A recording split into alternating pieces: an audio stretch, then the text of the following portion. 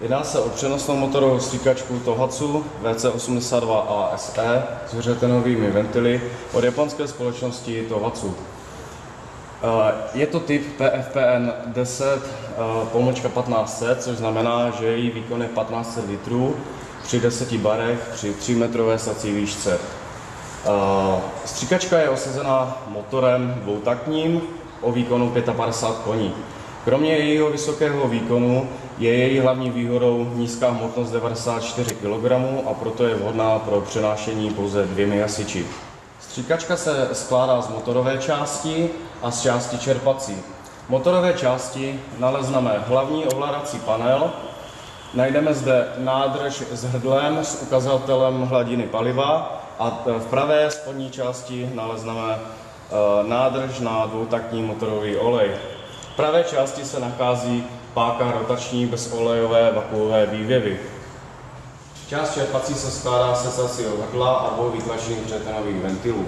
Součástí stříkačky je také automatická nabíječka akumulátoru, výsuvný reflektor a následně také kufřík s výbavou.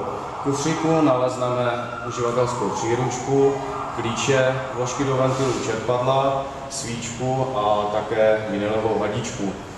Veškeré příslušenství v kufříku je uvedeno v uživatelské příručce. Ovládací panel se skládá z vakuometru, manometru, hlavního regulátoru plynu, hlavního vypínače, displeje motohodin, kontrolek paliva, oleje a také senzoru přehřátí a vypínač senzoru přehřátí. Před použitím čerpadla je nutné se seznámit s uživatelskou příručkou a také dbát veškerých bezpečnostních opatření. Před prvním provozem je potřeba doplnit provozní kapaliny, to je benzín a olej, který se nalévá zde. Jako benzín doporučujeme bezolovnatý 95-oktanový benzín a olej, který se nalévá zde, který je určen pro dvoutaktní motory.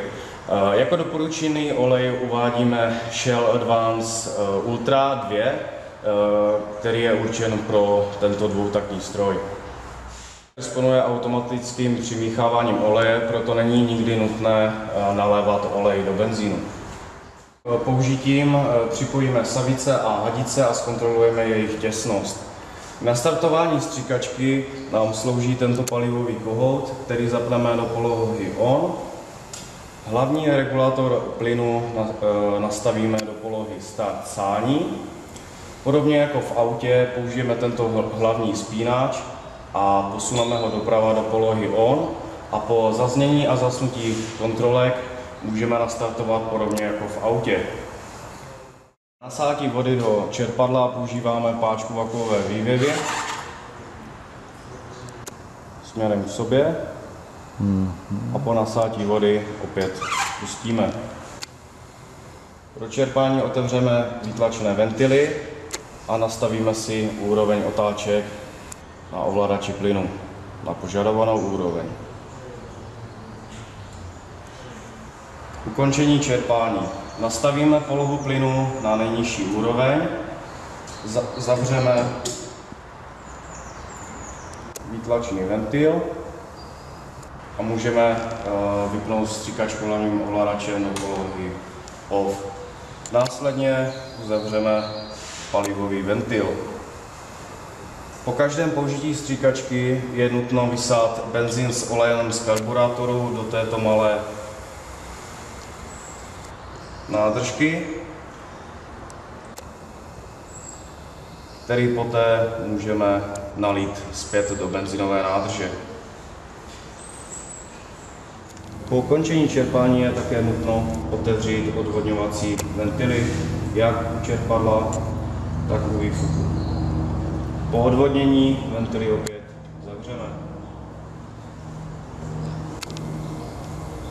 Mezi filozofii japonské firmy Tohatsu patří také to, aby stříkačka některým způsobem neomezila hasiče při mimořádných událostech. Proto myslela na záložní startování, které nalezneme na pravém boku stříkačky. Je nutno vědět, že stříkačka je chlazena z nasávané vody. Na hlavním ovládacím panelu nalezneme vypínač senzoru přehřátí a kontrolku přehřátí. V případě, že budeme nasávat z laguny a stříkačka bude pracovat v nízkých otáčkách, může dojít k tomu, že se rozsvítí kontrolka přehřátí, tím pádem stříkačka potřebuje dodatečné chlazení, což znamená, že operátor může zvýšit otáčky a přivřít ventil a tím se zvýší tlak oběhu vody v čerpadle. Je nutno vědět, že motor stříkačky je chlazen pomocí nasávané vody. Motorová stříkačka je vybavena senzorem teploty, který v případě překročení teploty stříkačku odstaví tak, aby nedošlo k jejímu poškození. Na hlavním panelu se pak nachází spínač senzory tepla s kontrolkou přehřívání.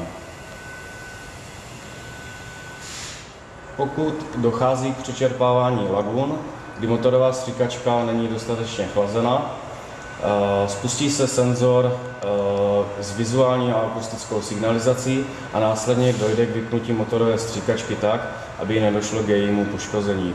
V případě ojedinělých situací, a to především při mimořádných událostech, kdyby došlo k přehřátí motoru a obsluha potřebuje dál pokračovat v čerpání z hlediska záchranných operací, lze tento vypínač vyřadit z provozu. Obsluha je samozřejmě si vědomá, že jede v režimu, kde je snímač teploty vypnut a musí mít na vědomí, že je potřeba motorovou stříkačku zpět schladit na provozní teplotu. Po ochlazení stříkačky zpět na provozní teplotu otočíme ovladačem plynu a zvýšíme tím otáčky anebo přivřeme ventil a tím zvýšíme tlak v oběhu stříkačky. Po zasnutí kontrolky opět přepneme vypínač přehřátí do polohy on. Je potřeba opět se držet především návodu k použití, který je nedílnou součástí motorové stříkačky. Výfuk čerpadla je dvoukomorový a je také chlazen vodou pro ochlazování spalin. Tímto také předcházíme splanutí okolní trávy v horkých dnech. Po každém čerpání vyčistíme čerpadlo od nasátých nečistot čerpáním čisté vody z kádě. Dále pak kontrolujeme kompletní funkčnost celé motorové stříkačky. V případě nečistot je potřeba čistit sítko vývěvy. Pravidelně provádíme také vizuální kontrolu klínové řemene na vývěvě. Zkontrolujeme úroveň motorového oleje v regulátoru otáček poblíž vakuové vývěvy. Úroveň oleje by měla být mezi horní a spodní hranicí na měrce. Překontrolujeme také těsnost na všech částech čerpadla. Po odkrytí předního krytu se dostaneme ke spínací skřínce se 2 pojistkami. Odkrytím krytu zjistíme, že jsou k dispozici také náhradní pojistky. V případě prasnutí pojistky vyměníme za náhradní. Po ukončení operace či čerpání nahradíme prasklou pojistku a vložíme ji na místo náhradní. Pro údržbu stříkačky se držte dále návodu k použití, který je nedílnou součástí stříkačky. Je zde uvedena tabulka s doporučením, v jakých časových intervalech je potřeba provádět servisní úkony. Při skladování stříkačky na vytápěných prostorech hasičské zbrojnice je potřeba zakonzervovat celý chladící okruh stříkačky. Použijeme následující postup. Otevřeme vypouštěcí ventily na čerpadle i na výfuku. Pomocí vinylové trubičky nasajte přibližně 200 ml nemrznoucí směsi při spuštěné vývěve asi 30 sekund tak, aby se nemrznoucí směs dostala do oběhu čerpadla. Poté zastavte motor a zastavte vypouštěcí ventily. Zde je automatický akumulátorový nabíječ, který v případě dlouhého nepoužívání stříkačky sám si reguluje kapacitu akumulátoru a akumulátor stříkačky nabíjí. Pokud stříkačka nějakým způsobem nefunguje správně, postupujte dle návodu k použití. Náhradní díly a servisy zajišťují autorizovaní prodejci tovacu nebo výhradní dodavatel ZHT. Více informací získáte na mailu info@zht.cz.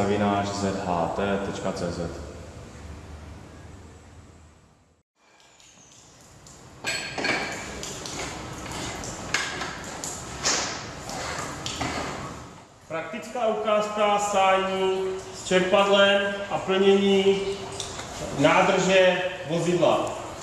Objem nádrže je 750 litrů, vodoznak je na pravé straně vozidla a je aktivní při nastartovaném motoru podvozku. Připojíme sací vedení 110. Máme zavřené všechny výtlačné ventily. Máme uzavřený ventil hlavní klapka z nádrže. Provedeme nastartování čerpadla, nasádí vody, otevřeme výtlačný ventil, na kterém máme připojenou příslušnou hadici, spojenou s plnícím hrdlem nádrže. Při nasání vody a výtlaku vody otevřeme klapku plnění, začne se nám plnit nádrž, po naplnění na 100% uzavřeme přívod vody, nádrž je plná. Pokud dojde k takzvanému přelití vody, nádrž má přepadovou klapku, voda přeteče pod vozidlo. Není nebezpečí poškození nádrže. Maximální plnící tlak do 3 barů.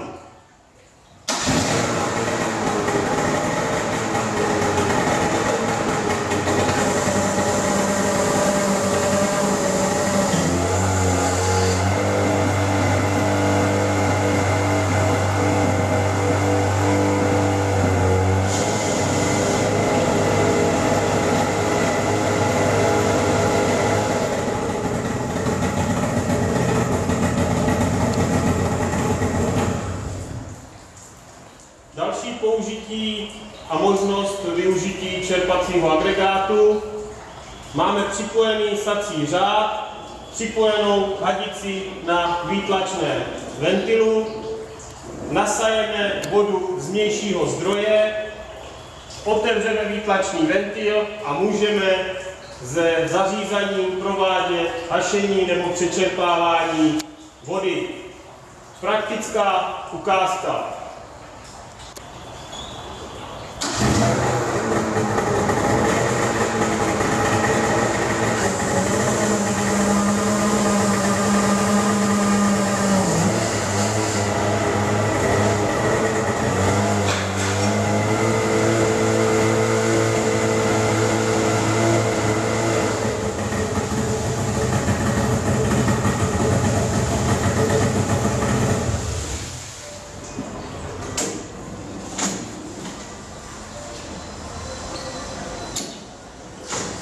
Varianta použití přenosné motorové stříkačky je použití vody z vlastního zdroje, to je z nádrže vozidla.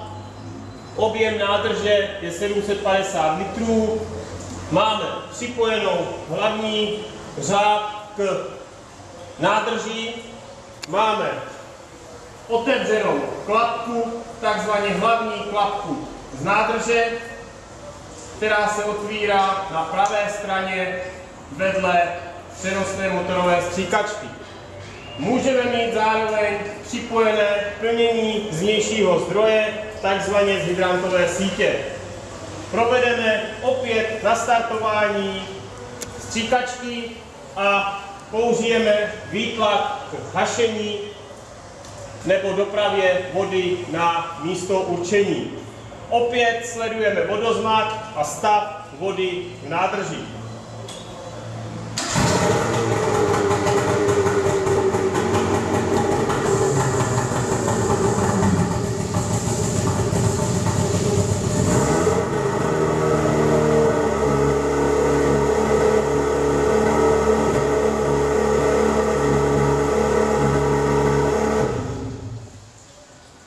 To je použití motorové stříkačky a použití vody z vlastního zdroje z nádrže podvozku. Popis hlavních částí zadní nástavby vozidla. Hlavní ventil z nádrže s ručním ovládáním. Další část je ventil přívodní vedení pro plnění nádrže z vnějšího zdroje. Osazeno spojkou B75, ručním ventilem pro otvírání a zavírání přívodu vody. Připojíme příslušnou hadici z hydrantové sítě a tlakem maximálním do 4 barů plníme nádrž vozidla. Sledujeme na vodoznaku stav vody v nádrži V případě překročení 750 litrů dojde k přetečení vody přes přepad nádrže. Na panelu s vodoznakem se nachází tlačítko osvětlení pracovního pole vozidla, je v provedení LED a svítí na okolí celého vozidla.